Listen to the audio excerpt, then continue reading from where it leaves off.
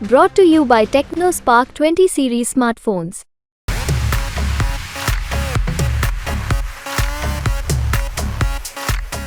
निश्चित तौर से यहाँ जनता के बीच में और लगातार उनका कनेक्ट रहा, सांसद रही और जनता के लिए सेवा किया और एक पूर्व मुख्यमंत्री की पत्नी हैं और निश्चित तौर से आम जनता अभी चुनाव बहुत अच्छा उन्होंने लड़ाई जीत रही है चुनाव। काशी हम नहीं छोड़ सकते, काशी में जीना काशी में मरना यही नहीं छोड़ सकता मैं। काशी हमारा है, हम गुजरात थोड़ी जा रहे हैं, हम गुजरात तो जा नहीं रहे कि भाई हम गुजरात जा रहे हैं चुनाव लड़ने के लिए या हम कहीं दूसरी जगह जाए। बनारस के अगल बगल भी किसी कॉन्स्टिट्यूंसी में कभी लड़े हों लोकसभा का चुनाव। इस वक्त हमारी टीम है बनारस में और बनारस में बहुत सियासी सरगर्मी चल रही है, चुनाव है बनारस में और हमारे साथ कांग्रेस प्रत्याशी यानी कि इंडिया अलायंस के प्रत्याशी अजय राय जी हैं। अजय जी बहुत बहुत स्वागत है न्यूज तक पे एक बार फिर। धन्यवाद। सबसे पहले बताइए, थकान तो नहीं हो गई? प्रचार बैक टू बैक चल रहा है।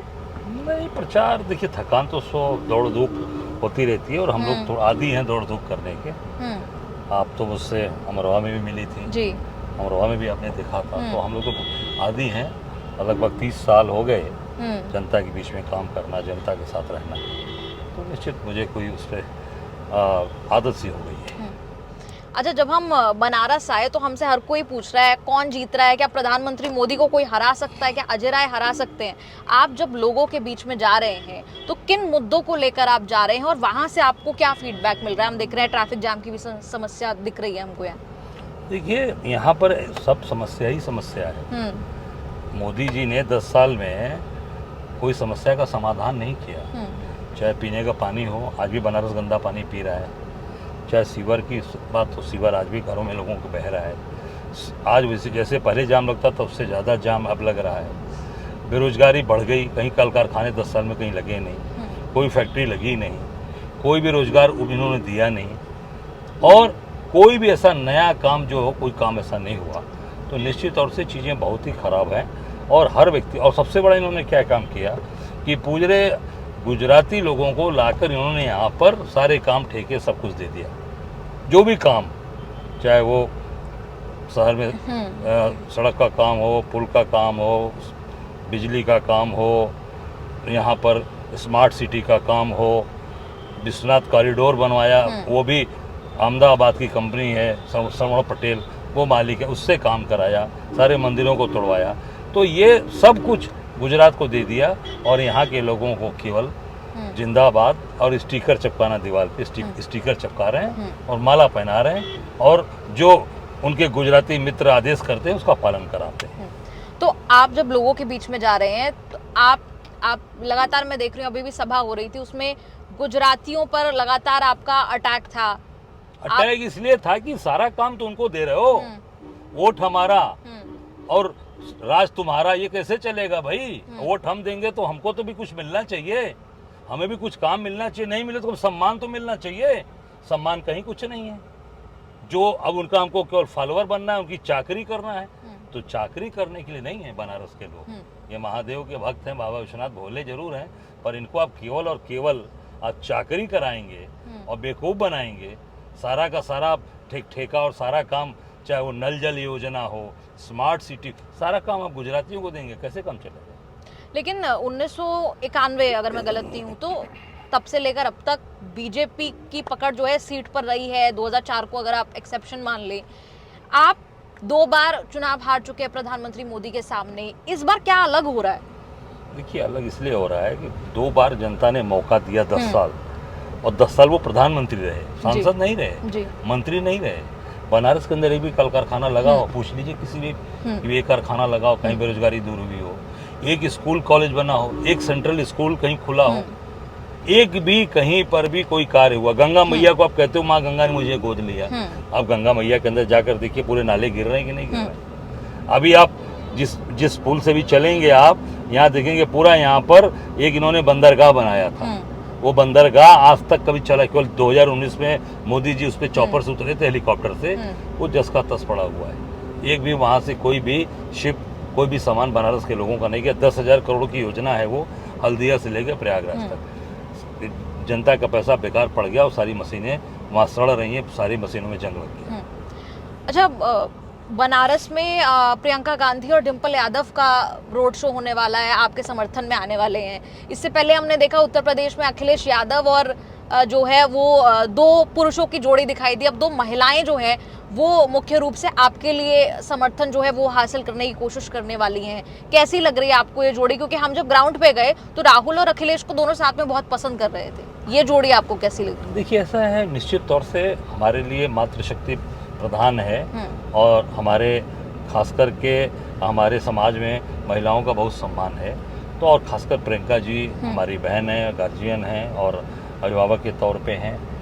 डिम्पल जी निश्चित तौर से यहाँ जनता के बीच में और लगातार उनका कनेक्ट रहा, सांसद रही और जनता के लिए सेवा किया और एक पूर्व मुख्यमंत्री की पत्नी हैं और निश्चित तौर से आम जनता, अभी चुनाव बहुत अच्छा उन्होंने लड़ा, जीत रही है चुनाव।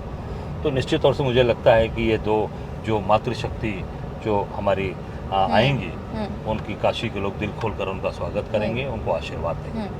अच्छा, अगर इन राजनीतिक सवालों से परे पूछूं, काशी बनारस आपके लिए क्या है? मेरा घर है, मेरा परिवार है। काशी हम नहीं छोड़ सकते। काशी में जीना, काशी में मरना यही नहीं छोड़ सकता मैं। काशी हमारा है। हम गुजरात थोड़ी जा रहे हैं। हम गुजरात तो जा नहीं रहे कि भाई हम गुजरात जा रहे हैं चुनाव लड़ने के लिए, या हम कहीं दूसरी जगह जाए। बनारस के अगल बगल भी किसी कॉन्स्टिट्यूंसी में कभी लड़े हों लोकसभा का चुनाव? नहीं। विधानसभा भी लड़ा तो बनारस में ही लड़ा हूँ। कोलसला, पिंडरा, बनारस लोकसभा भले ही नहीं पर जिला बनारस है। पहले बनारस में था वो, 2012 के चुनाव में वो अलग हुआ है। तो हमारा घर है, मेरी मिट्टी है, मेरी अपनी मिट्टी को कभी हम नहीं छोड़ सकते। कितना लोकल कनेक्ट है यहाँ लोगों के साथ? आप देख सकती हैं, मैं लोकल लोगों के साथ बैठा था ना, किस तरीके से कनेक्शन था, आप देख सकती हैं। निश्चित तौर से हमारा लोकल, यहाँ पे हमारे सब कुछ, हमारे ननिहाल यहीं है, हमारी ससुराल यहीं है, बहन की शादी यहीं है, सब लोग यहीं हमारे लोग हैं जिनका पूरा संबंध रिश्ता सीधा हमसे है। और काशी के हर घर, हर परिवार में, ठीक है, वो प्रधानमंत्री को उन्होंने सोचा कि भाई प्रधानमंत्री को हम बनाने जा रहे हैं, प्रधानमंत्री को देखा जाए। प्रधानमंत्री को देख लिया 2 बार, अब घर के व्यक्ति को बनाएंगे जो हमारे सुख दुख का, कोरोना काल में लोगों ने देख लिया बहुत पास से कि अजय राय हमारे साथ कोरोना के जब लोग घर बैठे थे तो सर पे कफन बांध के हमारी सेवा कर रहा था, हमारी जान बचा रहा था। ऑक्सीजन से लेके, दवा से लेके, इलाज से लेके कहीं पर भी कोई कोर कसर नहीं रखा। तो निश्चित एक परिवार के नाते कहीं पर भी जो मेरी जानकारी में आई, मैंने इसमें कोई दल नहीं देखा कि वो किस दल के हैं। जिस दल के भी हो, हमें उनकी जान बचानी है, उनके साथ खड़ा रहना है, हम उनके साथ खड़े रहे, उनकी मदद की। इस इंटरव्यू के पहले मैं आपकी सभा में जो आप लोगों को संबोधित कर रहे थे वो मैं सुन रही थी। उसमें आप कह रहे थे कि मुझे इन्होंने खरीदने की कोशिश की, राज्यसभा का आप जिक्र कर रहे थे, क्या हुआ था? और जो पिछले महीनों बातें चल रही थी भाजपा ज्वाइन करने की। नहीं, ज्वाइन करने वाली बात बहुत दूर की बात है। ये हम कोई व्यापारी थोड़ी हैं कि हम बिक जाएंगे, हमें नहीं खरीद लेगा।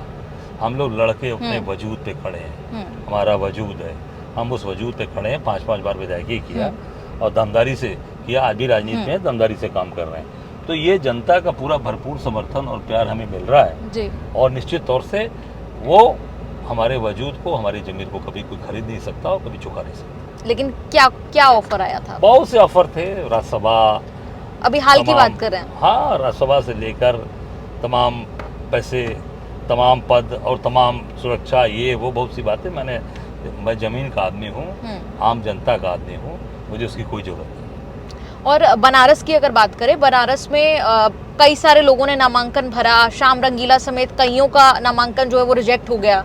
सिर्फ 7 लोग, मुझे लगता है कि अगर मैंने सही पढ़ा है तो बनारस में अब तक के हिस्ट्री में सबसे कम प्रत्याशी इस बार मैदान में। देखिए, वो निश्चित तौर से प्रत्याशियों को फॉर्म नहीं दिया गया, प्रत्याशियों को नॉमिनेशन करने में व्यवधान डाला गया और जल्दबाजी में नामांकन कराया गया। तो स्वाभाविक उसमें कुछ कमियां रह गई होंगी, कुछ उन्होंने कुछ पैराग्राफ छोड़े होंगे, कुछ उन्होंने उसको फिलअप नहीं किया होगा, क्योंकि एक साथ काफ़ी बड़ी संख्या में नामांकन कराया गया। मुझे लगता है कि वो जो है यहाँ लोकतंत्र के लिए ठीक नहीं है। सबको कराना चाहिए था और सबको मौका देना चाहिए। पिछली बार 80 में से 1 सीट उत्तर प्रदेश में कांग्रेस पार्टी हासिल कर पाई थी, रायबरेली। इस बार रायबरेली में कौन जीत रहा है? निश्चित तौर से राहुल जी जीत रहे हैं, भारी मतों से जीत रहे हैं, भारी मतों। अमेठी कह रहे हैं कि भाई स्मृति ईरानी के खिलाफ विरोध है। स्मृति ईरानी तो 13 रुपए किलो चीनी दे नहीं पाई अमेठी को, तो जनता ने इनको पूरी तरीके से खारिज कर दिया। फिर इस बार उत्तर प्रदेश में कितनी सीटें आ रही हैं 80 में से? अब 80 में से मुझे लगता है कि डंका बजेगा निश्चित मुझे जहाँ तक जो मैं देख पा रहा हूँ और हमारे जो नेतृत्व जो कह रहा है कि इस बार उत्तर प्रदेश में 80 में 80 जीतेंगे और मुझे लगता है कि वो बात सही साबित हो जाएगी। अच्छा, अभी सभा में आप ये भी कह रहे थे कि और मैंने सुना भी है ये बात कि आप कई बच्चियों की शादी कराते हैं, मदद करने की कोशिश करते हैं उनकी। आपने कहा कि दाहिने हाथ से काम करता हूँ तो बाइने को पता भी नहीं लगता, बताऊँ तो पत्नी से झगड़ा हो जाए। तो क्या मतलब क्या आपको सामने से आता है? तो क्या चाहती हैं आपकी मेरे घर में मेरे झगड़े हो जाए मेरी पत्नी से? ऐसा मत करिए। मैं निश्चित तौर से मेरा एक स्वभाव है कि अगर कोई व्यक्ति को मैं देखता हूँ, खासकर उसकी बहन बेटी है तो मेरी बहन बेटी की तरह है वो, हम उसकी मदद करते हैं, उसके साथ खड़े रहते हैं। मेरा स्वभाव है, मेरे नेचर में, ये मेरे ब्लड में है। तो हम सब लोग मिलकर चीज़ों को ध्यान रखते हैं और करते हैं। ये निश्चित हम उसमें हम आगे बढ़कर काम। जो इस बार कितने वोटों से जीत रहे हैं आप? अब ये तो जनता तय करेगी, जनता मालिक है। हमारा काम है सेवा करना, लोगों के बीच में रहना, करुणा से लेके किसी सुख दुख में हमेशा जरा खड़े रहे हैं। कब जहाँ भी लोगों ने याद किया, नहीं भी याद किया तो वहाँ पहुँचकर अभी एक घूरेलाल सीवर कर्मचारी सीवर में घुसाया, उसको मार डाला। कोई भाजपा का नेता झांकने तक नहीं गया, अकेला मैं गया, उसकी मदद की। देखिए ये बंदरगाह है, देखिए क्रेन खड़ी है, सारी चीजें ये देख सकती हैं आप। ये मोदी जी ने इसका उद्घाटन किया था। कैमरा इधर दिखा दो भैया। 2019 में यहीं पर देख लीजिए, कोई सामान है, देख लीजिए खाली पड़ा हुआ। ये बंदरगाह है आपके आंख के सामने। जी। एक भी शिप यहाँ से गई हो तो पता लगा लीजिए। यही काम है मोदी जी का, यही विकास है बनारस। लेकिन मोदी जी के सामने चुनाव लड़ना रिस्क लगता है बहुत बड़ा। कोई रिस्क नहीं, रिस्क प्रेशर लगता है। किस चीज का रिस्क, किस का प्रेशर? मैं आपके सामने बैठा हूँ, आप कोई है चेहरे पे तनाव? कोई रिस्क नहीं, कोई अरे हम जनता के लोग हैं, जनता के साथ रहते हैं, उनके सुख दुख के साथी हैं। लड़ा 2 बार, हारा और तीसरे पे रहा, हारा नहीं तीसरे पे रहा। अब ऊपर उसके बाद भी मैंने बनारस को नहीं छोड़ा, बनारस अपनी मिट्टी को नहीं छोड़ा, अपनी धरती पर खड़ा हूँ। और आज जनता को लग गया कि अजय राय की लड़ाई 1 to 1 है। अब इस बार का चुनाव देखना आप, इस बार चुनाव धुआंधार होगा, धुआंधार बन गया, धुआंधार होगा, धुआंधार। अच्छा, एक सवाल और दर्शक पूछते हैं कि अजय राय जी को फंडिंग कहाँ से आ रही है? फिर जनता, आम जनता कर रही है। आम जनता देखिए, यहाँ पे लोग बैठे थे, इनको पैसा दिया मैंने, आप देखिए सामने बैठे थे ना यहाँ लोग, ये सब मदद मेरी कर रहे हैं। सब लोग मुझे मेरा साथ दे रहे हैं। पार्टी के पास पैसा नहीं, पार्टी पैसा नहीं दी, पार्टी के सारे अकाउंट सीज कर दिए गए हैं। जनता सहयोग कर रही है। जितने लोग आप मेरे अकाउंट को चेक कर सकते हैं, जो सरकारी अकाउंट में लोग उसमें पैसे भेज रहे हैं, कोई 5,000, कोई 2,000, कोई 10,000, 20,000, देख लीजिए उसमें पैसे आ रहे हैं मेरे। अच्छा, अभी कल ही मैं एक इंटरव्यू देख रही थी प्रधानमंत्री का, वो ये कह रहे थे कि 400 पार वाले नारे की बात हो रही थी। वो हंसकर ये बात कह रहे थे कि विपक्ष को समझ ही नहीं आया, जो विपक्ष ये कह रहा है कि 400 पार तो नहीं हो पाएगा, विपक्ष को समझ नहीं आया मैं कहाँ लेकर जा रहा हूँ। कहाँ लेकर जा रहे हैं? देश को जहाँ लेकर चले गए, महंगाई, बेरोजगारी, झूठ का एक पूरा का पूरा एक माहौल बना रखा है पूरे देश के अंदर। पूरी एक फौज खड़ी कर रखी है। जितने इस देश के अंदर पैसा लूटने वाले बैंक के पैसे लुटेरे कौन है? सब गुजरात के लोग। एक तो उनकी जहाज में गया था नीरव मोदी को मोदी जी अपनी जहाज में बोट करा के ले गए थे दावोस, जहाँ पर अंतर्राष्ट्रीय सम्मेलन हुआ था। दावोस स्विट्जरलैंड में शहर है, अंतर्राष्ट्रीय वहाँ पे इकोनॉमिक फोरम हुआ। उस जहाज के अंदर उस डेलीगेशन का सदस्य था नीरव मोदी, गया और वहीं रह गया, वो नहीं आया। कैसे गया? प्रधानमंत्री की मेरा ये प्रश्न है कि प्रधानमंत्री जी के वो जहाज में कैसे गया, जिसके ऊपर इतना ज़्यादा एलिगेशंस था, इतने ज़्यादा बैंक के लोन्स थे, उसको कैसे जाने दिया इंडिया की आईबी ने, इंटेलिजेंस ब्यूरो ने कैसे जाने दिया? और प्रधानमंत्री के साथ वो गया और वहीं रह गया, वो नहीं आया।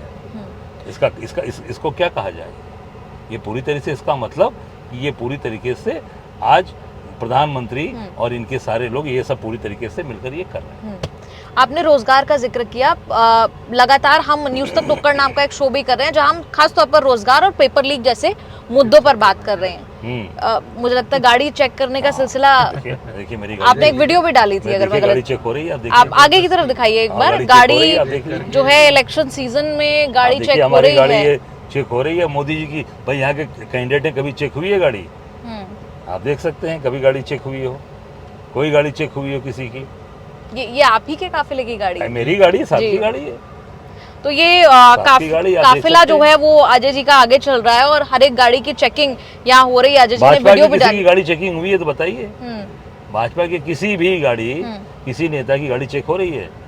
बाकायदे उसको पास कराया जा रहा है, पास कराया जा रहा है। न इनकी जहाज की चेकिंग हुई, न हेलीकॉप्टर की चेकिंग हुई, किसी की चेकिंग नहीं हो रही है। केवल मेरी गाड़ी की चेकिंग हो रही है। क्यों हो रही है ऐसा? क्यों ऐसा किया जा रहा है बताइए? अजय को प्रताड़ित करने के लिए किया जा रहा है। भाई मोदी जी के हेलीकॉप्टर की चेकिंग हुई, राहुल जी के हेलीकॉप्टर की चेकिंग हुई है कि जहाज की चेकिंग हुई? तो यहाँ तो कैंडिडेट है ना, इनके यहाँ जो विधायक मंत्री हैं उनकी गाड़ियों की चेकिंग नहीं हो रही है। कोई नहीं छू सकता, भय है। सारे झंडे आप देख लीजिए, सब सारे इलेक्ट्रिक पोल्स पर आप ये भी देख सकते हैं। कब आए हैं बनारस आप? जी आज ही आए। आप जरा देख लीजिए, आप जितने रोड डिवाइडर होंगे बीच में भाजपा के झंडे लगे हैं, कि होर्डिंग्स लगे हैं, फोटोज लगे हैं। ये चुनाव आचार संहिता का उल्लंघन नहीं है, पूरी तरीके से उल्लंघन हो रहा है। आपने रोजगार की बात कही, रोजगार को लेकर न्यूज तक नुक्कड़ नाम का एक शो जो है वो हम देश भर में कर रहे हैं, जहां हम छात्रों युवाओं से बात कर रहे हैं। बीएचयू आज हम गए, वहां पर आक्रोश, हम जाहिर सी बात जानते हैं घटना बीएचयू में हुई उसको लेकर आक्रोश था, उसके अलावा बेरोजगारी को लेकर बहुत आक्रोश था। लेकिन आपको लगता है जो सड़क पर हम काफी चर्चा करते हैं, लोगों का मन टटोलने की कोशिश करते हैं, उसमें आक्रोश दिखाई देता है, लेकिन वो वोटों में बदल पाता है क्या? ये सबसे बड़ा सवाल है। नहीं, ऐसा आक्रोश पहले नहीं था। देखिए, ऐसा आक्रोश आप अगर पहले आपने अगर यहाँ पे आके लोगों का इंटरव्यू किया होगा या 1 to 1 पूछा होगा तो ऐसा आक्रोश नहीं था। ये पहली बार ऐसा आक्रोश आ रहा है। जरा गांव में चले जाइए जी। आगे, जरा 10 किलोमीटर आगे आप गांव में जाएंगे, सेवापुरी रोहनिया में, आपको पूरी असलियत पता चल जाएगी। आम नौजवान, किसान अग्निवीर योजना लेकर आए जी। पूरा। आज नौजवानों ने, देखिए आप सड़कों पर सुबह निकलिए, पहले बच्चे दौड़ते थे, वो आज कहीं नहीं है, सब घर बैठ गए बच्चे। वो जान रहे हैं कोई भविष्य नहीं मेरा, तो वो सब आक्रोश इनके खिलाफ निकलेगा। किसानों का, बच्चियों का आप देख लीजिए, बनारस में बच्चियों का जो जिस तरीके से उन लोगों के साथ जो विभत्स घटना हुई, अमानवीय घटना हुई, उस पर कोई कार्रवाई हुआ? मोदी योगी जी का बुलडोजर सबके ऊपर चलता है, ठीक है।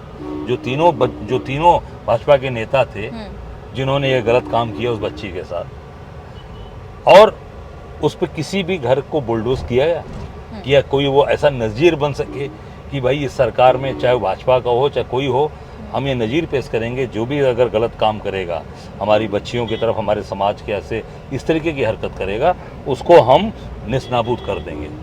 कुछ नहीं किया, केवल सामान्य धारा में जेल भेज दिया, वो छूट कर घर मजा ले रहे हैं। कोई उनके घर, किसी को घर नहीं गिराएगा। क्यों? भाजपा के नेता हैं, भाजपा में चले जाओ सब कुछ माफ़ है। भाजपा के खिलाफ आप बोलेंगे आपका घर गिरा देंगे, आपको जेल भेज देंगे, तमाम ऐसे ही मुकदमे दायरे लगा देंगे कि आपकी जमानत नहीं होगी। ये है भारतीय जनता पार्टी का दोहरा चरित्र और दोगला चरित्र। अजय जी बहुत बहुत शुक्रिया न्यूज़ तक से जुड़ने के लिए। आगे के लिए आपको बहुत बहुत शुभकामनाएं। बनारस में बड़ा चुनाव है, आप लोगों को ये बातचीत कैसे लगी आप कमेंट्स में ज़रूर बता सकते हैं।